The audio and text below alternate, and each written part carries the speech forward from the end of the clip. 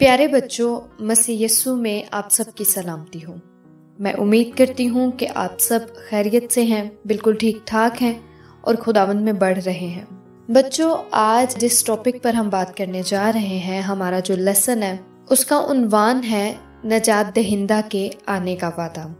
آئیے سب سے پہلے کلام مقدس کی طرف چلتے ہیں اور ہم دیکھیں گے پرانے عہد نامہ میں سے میکا نبی کا صحیفہ 5 باب 2 آیت۔ یہاں پر کچھ اس طرح سے لکھا ہے، لیکن اے بیت لحم افراتا، اگرچہ تو یہودا کے ہزاروں میں شامل ہونے کے لیے چھوٹا ہے، تو بھی تجھ میں سے ایک شخص نکلے گا اور میرے حضور اسرائیل کا حاکم ہوگا، اور اس کا مصدر زمانہ سابق ہاں قدیم الایام سے ہے۔ آمین۔ بچوں، اس آیت میں ہم دیکھتے ہیں کہ خداوند نے اپنی قوم بنی اسرائیل سے وعدہ کیا، اور وہ وعدہ کچھ اس طرح سے تھا کہ خداوند ایک نجات دہندہ کو ان کے لیے بھیجے گا، ایک شخص جو ان کو ان کے گناہوں سے نجات دلائے گا۔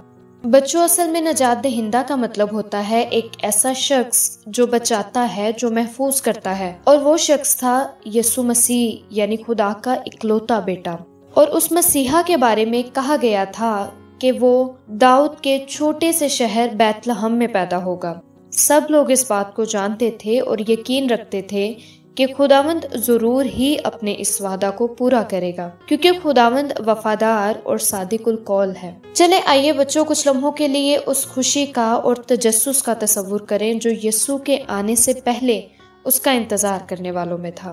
لوگ مفلسی کی زندگی گزار رہے تھے، دکھوں سے بھری زندگی گزار رہے تھے، ایک ایسی زندگی جس میں رنج تھا لیکن بحالی کی کوئی امید نہیں تھی۔ اس میں ہر شخص منتظر تھا کہ خداوند جلد اپنے وعدہ کو پورا کرے، اور ہر کوئی انتظار کر رہا تھا نجات دہندہ کے آنے کا۔ سب جانتے تھے کہ بیت لحم میں ایک منجی پیدا ہوگا۔ بچوں، آپ جانتے ہو جب مجھ سے کوئی وعدہ کرتا ہے نا، تو میرا تو دل چاہتا ہے کہ وہ جلدی سے اس کو پورا کر دے۔ یقیناً آپ سب بھی ایسا ہی چاہتے ہوں گے۔ میں وعدہ پورا کرنے کے لیے ہمیشہ انتظار کرتی ہوں اور توقع کرتی ہوں کہ جس شخص نے میرے ساتھ وعدہ کیا ہے وہ اس کو جلد پورا کرے۔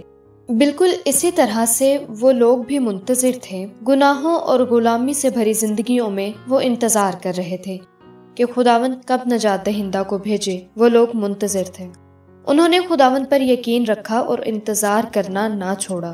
بالکل وہاں پر کچھ لوگ ایسے بھی تھے جنہوں نے انتظار کرنا چھوڑ دیا اور اپنے دلوں سے اس بات کا خیال نکال دیا کہ کوئی مسیحا آئے گا یا پھر کبھی خدا اپنے وعدہ کو پورا کرے گا۔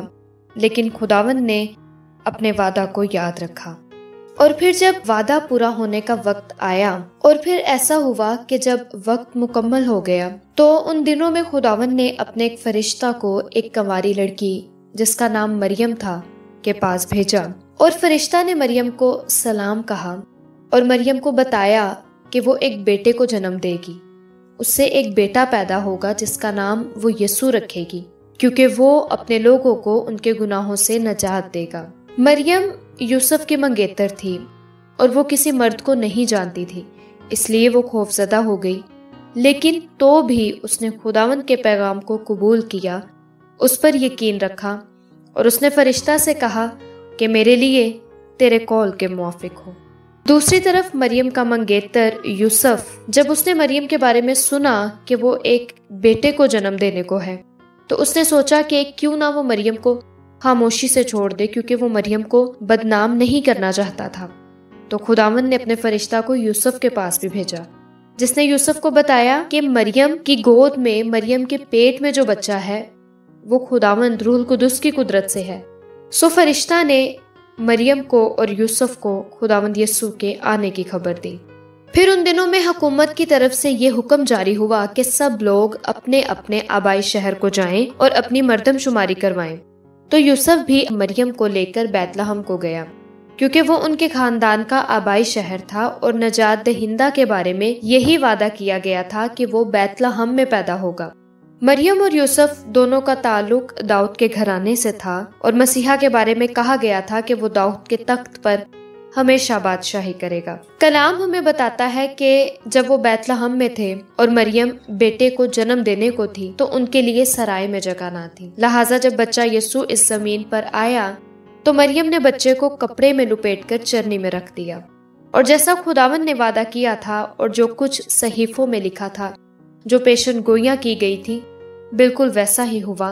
और उस छोटे से शहर बैतलहम में यस्सु नासरी, नजात दहिंदा, खुदा का इकलौता बेटा पैदा हुआ।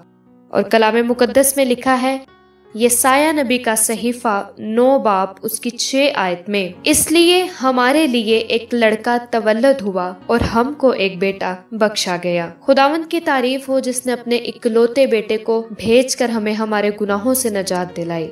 प्यारे बच्चों, हमने देखा कि खुदावंद ने अपने वादा को याद रखा और अपने लोगों को उनके गुनाहों से नजात देने के लिए अपने इकलौते बेटे को नजात दहिंदा बनाकर इस जमीन पर भेजा।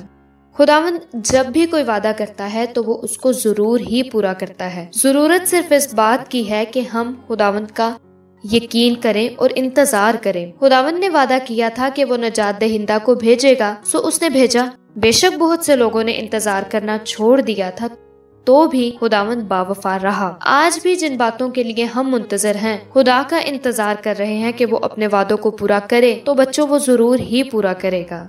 सबसे बड़ी बात, जब खुदावंद यस्सु आसमान पर गए अपने जमीनी सफर को पूरा करने के बाद, मुर्दों में से जी उठने के बाद, तो खुदावंद ने वादा किया था कि तुम इब्ने आदम को यूं ही बादलों पर आता देखोगे।